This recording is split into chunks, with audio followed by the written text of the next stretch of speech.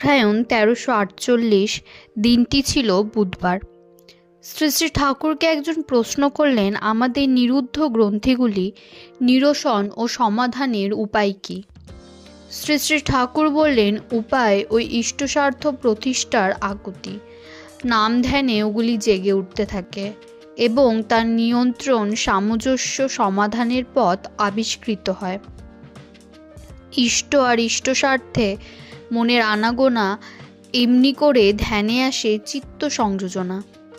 মস্তিষ্ক কোষগুলি নামের তরঙ্গে যতই আন্দোলিত ও আলোড়িত হতে থাকে, ততই ওগুলির ভিতর অনুসূত্ত নানা ছাপ আত্মপ্রকাশ করতে থাকে।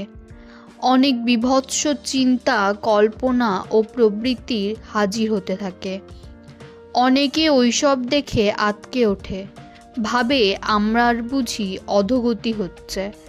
আবার কেউ কেউ মন একাগ্র ও সংযত হচ্ছে না, মনের চঞ্চলতা ও মলিনতা বেড়ে যাচ্ছে ইত্যাদি ভেবে নাম করা ছেড়ে দেয়। তা কিন্তু ঠিক নয়। নামে সুপ্ত গুপ্ত যা তা যে আত্মপ্রকাশ করে সেইটাই লাভ। তখন বোঝা যায় নামের ক্রিয়া হচ্ছে, কিন্তু ধ্যান সম্মোহিত নাম চাই। মনের কোণে যাই উকি মারুক না কেন, ধ্যানের সাহায্যে সেটাকে ইষ্টের সঙ্গে সঙ্গতিশীল ও ইষ্ট স্বার্থপূরক করে তোলার কায়দাটা মাথায় এঁচে নিতে হয়।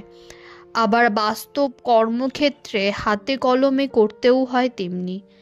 এমনতর করে চলার মধ্য দিয়ে ওগুলির সমাধান ও নিরসন হয়, নচেৎ ধামাচাপা দেওয়া অবস্থায় থাকে।